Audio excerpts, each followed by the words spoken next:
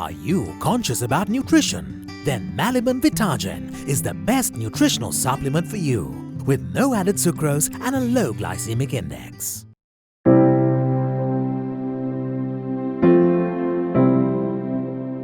My name is Umara Singhavansa. I come into the music industry at the age of 10 as a professional.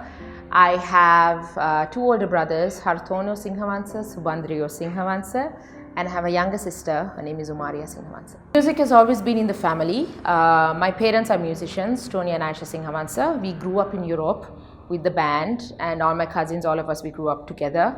So music has always been there. Oh, most definitely. We have always been hardworking. I think one reason is our parents, about where work ethic is concerned and their commitment, their determination, and all of that is concerned. I just wanted to be at least a fraction of the hard workers that they are, where music is concerned. So we really committed a lot of our time to master the art of music, especially singing. Because if you take the Southeast Asians, we don't have that much of a vocal range.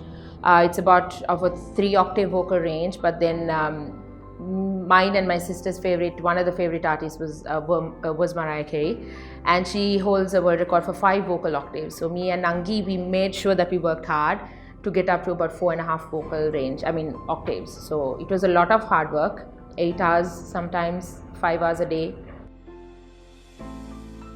We did have a lot of challenges, especially being in Sri Lanka. People have heard to a certain kind of genre, whether it's classical singing, standing in one place and performing.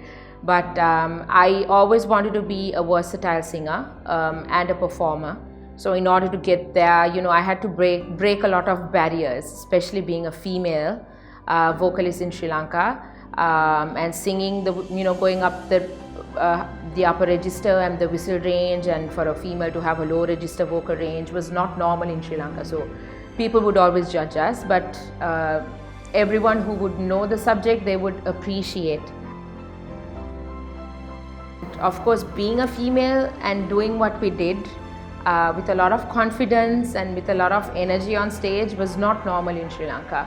So yes, there were a lot of challenges that we had to face, but I think how we came about it was, if we do anything in life and if we are doing it the right way, without harming our image or harming anybody else or people around us, and if you think that what we're doing is right, I don't think there's a problem in that, because there's always going to be that 5% of people who are going to talk negative of you.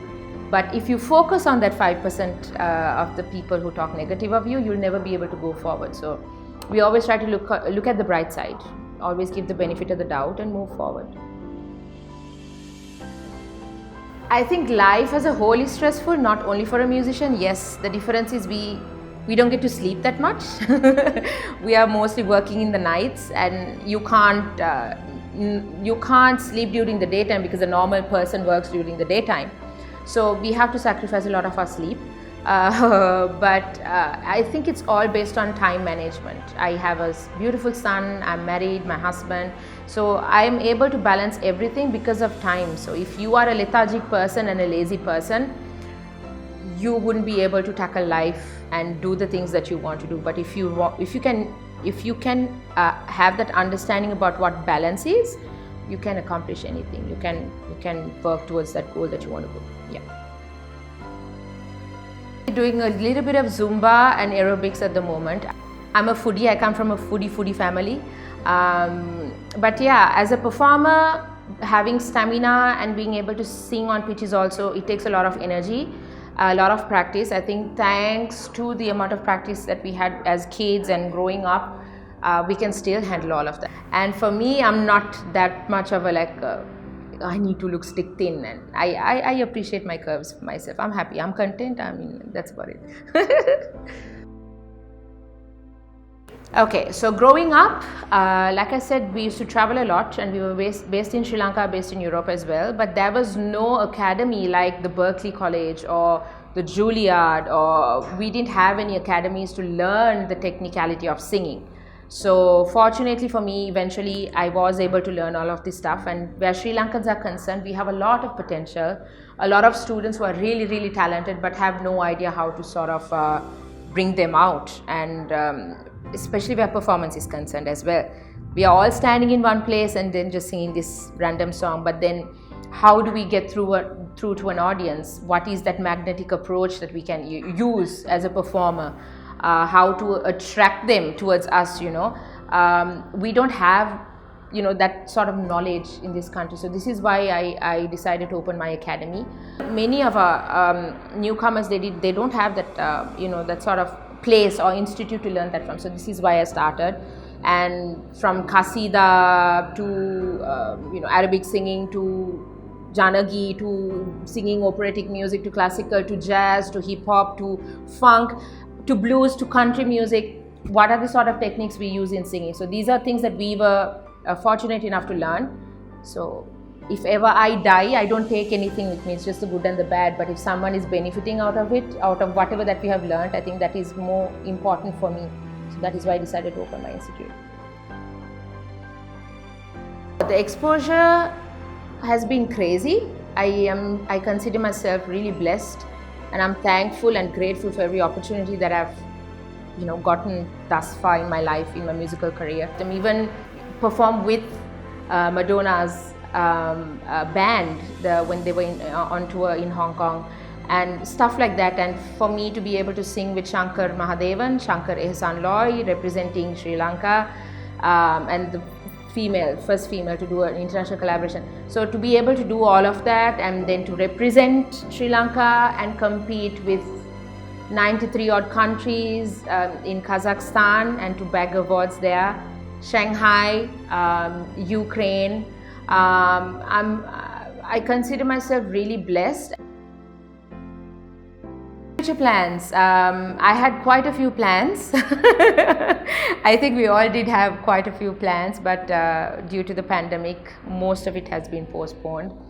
Actually, in May, I was supposed to release an album, which was delayed, and even the music videos were delayed. So many people ask me about, Akki, when you're going to release new material and stuff like that. I have a good set of songs, but my plan is to at least by next year releasing the songs and the music videos, as well as my vocal academy.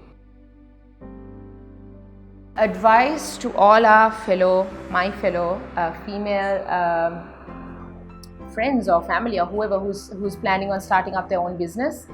What I would advise them to do is take risks. You have to take risks, and don't believe in failure. You need to keep looking straight ahead and not think about, okay, there's going to be a dip in my career. No, that's not what it is. There's always going to be a set of people who would say, no, you can't do this, it's not going to happen. But always follow your heart. Just because we are women, it doesn't mean that we can't do stuff. I think we are strong enough to handle anything in life. I am a mom, I'm a wife, I'm a daughter, granddaughter, and I'm a guru, I'm a lecturer. I do everything, I'm a vocalist. If I can balance everything, so can you. A woman can handle anything, and it's just about staying focused. So whatever that you're doing, every step you need to calculate it properly, and don't be afraid. Think as positive as possible. You're going to do it. If I can believe in you guys, even you can do it. If I think to myself that I can do it, you'll be surprised with the things that you can actually do. So take those risks, but think carefully. Don't make emotional decisions. You need to think properly, think hard. If you need to get advice from somebody professional, go for that. But don't be afraid. Just go ahead, put on that gear and just accelerate, slow and steady. And as long as you have control over your life, you're good to go. Discipline is one of the most important things that we need to think about. You need to be disciplined. You need to have work ethic. You can't be lazy. You can always be lazy when you're old age. And you cannot always rely on everybody else. If you need something done, you have to get down there, get your hands all greasy and get the job done. As an example, when you wake up in the morning and you have a messy bed, if you don't arrange your bed or if you don't fix your blanket and you have a long day, we all come to lie down on that bed, and if it's a mess, that is basically what's in your head. That's basically what's in your mind. So make an effort. It's just a matter of folding a bed sheet or whatever it is. So simple things like that. Learn to appreciate the little things in life, to count your blessings, to practice the 3 words which I always advise my students, which is thank you, learn to say please, and learn to say sorry. These are, because of our ego, a lot of relationships don't work. It could be, the same family, it could be girlfriend, boyfriend. So these are tiny little things. And be kind to people. Even a thank you to the person who's serving you a cup of tea goes a long way. They might not expect it, but for them it's a big deal. They would want to make you the best cup of tea the next time. So these are tiny little details. So the more positive energy you send out, you're going to always get positive energy. So stay positive as much as possible. And yeah, so just be happy and count your blessings, and that's about it.